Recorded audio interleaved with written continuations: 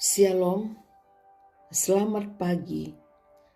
Kita berjumpa kembali dalam Renungan Toraja Jemaat Tangerang, edisi Jumat 29 April 2022. Kita siapkan firman Tuhan dari Lukas 14 ayat 12 sampai 14. Mari sebelum kita mendengarkan firman Tuhan, kita bersatu hati, kita berdoa.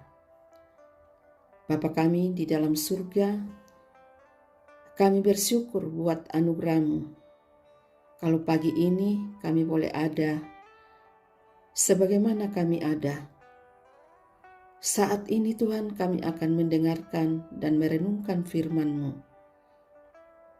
Berkatilah kami, berikanlah kami hikmat-Mu, agar boleh kami mengerti setiap firman yang kami akan dengar.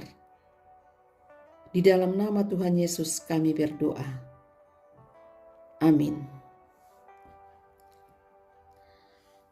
Lukas 14 ayat 12 sampai 14.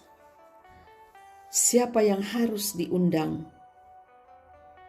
Dan Yesus berkata juga kepada orang yang mengundang Dia, apabila engkau mengadakan perjamuan siang atau perjamuan malam, janganlah engkau mengundang sahabat-sahabatmu atau saudara-saudaramu, atau kaum keluargamu atau tetangga-tetanggamu yang kaya.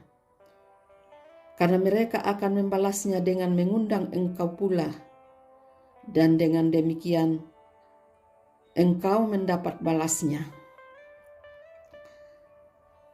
Tetapi apabila engkau mengadakan perjamuan, undanglah orang-orang miskin, orang-orang cacat, orang-orang lumpuh, dan orang-orang buta.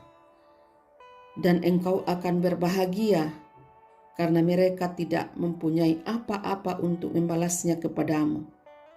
Sebab engkau akan mendapat balasnya pada hari kebangkitan orang-orang benar. Amin. Harus rendah hati, sipatuki umpama diongan pena. Saat seseorang mendapat penghargaan dalam bentuk apapun, biasanya orang tersebut akan sangat senang. Karena hal itu menunjukkan kemampuannya dan sebagai upah atas kerja kerasnya. Tetapi kadang kala penghargaan membuat seseorang menjadi tinggi hati. Menurut Yesus, saat kita melakukan perjamuan, maka yang perlu kita undang bukanlah orang kaya dan terkenal atau kerabat kita sendiri. Ayat 12.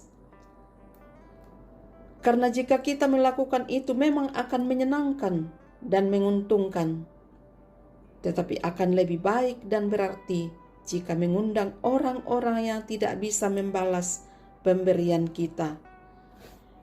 Karena mereka lah yang lebih layak menerima belas kasih kita. Ayat 13 sampai 14. Saat kita menunjukkan sikap tidak membeda-bedakan orang dan latar belakangnya seperti status pendidikan keluarga, maka Tuhan menjanjikan berkat-Nya. Ayat 14. Oleh karena itu, selaku anak-anak Tuhan, janganlah mengejar prestasi karena ingin dihormati banyak orang dengan memuaskan diri kita sendiri. Tetapi lebih baik kita memikirkan cara terbaik sambil melayani mereka yang tidak mampu. Mengapa kita harus rendah hati? Karena Allah telah mengorbankan dirinya untuk mengundang kita. Allah telah merendahkan dirinya menjadi manusia dan berkorban di kayu salib agar kita bisa diselamatkan. Oleh karena itu, patutlah kita mengucap syukur dengan meneladani Dia dan melakukan kehendak-Nya di dalam kehidupan kita. Jika kita tetap setia menjalani hidup kita dengan penuh rendah hati terhadap Tuhan dan sesama, maka Tuhan akan memberikan kita hikmat dan kekuatan. Amin. Bapa di surga, kami mengakui dengan iman percaya kami bahwa Engkau Tuhan Allah pemilik langit dan bumi dan seluruh ciptaan ada dalam kendali Engkau ya Tuhan. Hari ini kami bersyukur sebab kejadian kami dahsyat dan ajaib. Kami sehat, kami kuat, kami dapat melangkahkan kaki kami di hari ini. Kami tahu bahwa bukan karena kekuatan kami semata, tapi oleh karena kemurahan Tuhan kami ada sampai detik ini. Kami berdoa untuk kebenaran firman Tuhan yang mengajarkan kami untuk selalu rendah hati dalam menjalani hidup ini. Bebaskan kami dari kesombongan, jadikanlah hati kami lembut dan rendah hati dan tidak membeda-bedakan orang dengan melihat latar belakangnya. Mampukan kami Tuhan untuk meneladani Tuhan Yesus yang lembut dan rendah hati. Dia mau merendahkan dirinya menjadi manusia dan berkorban di kayu salib demi untuk menyelamatkan kami. Terima kasih Tuhan atas pengorbanan-Mu kepada kami umat-Mu. Kami berdoa untuk perjalanan kehidupan kami hari ini, umat Tuhan dan saudara-saudara kami, keluarga kami, dalam melaksanakan tugas pekerjaan dan tanggung jawab. Kami yakin Allah menolong dan menyertai setiap kami. Allah menyertai saudara-saudara kami yang boleh melakukan tugas dan aktivitas dan pekerjaan hari ini. Berkati seluruh umat-Mu, jemaat-Mu dimanapun berada saat ini.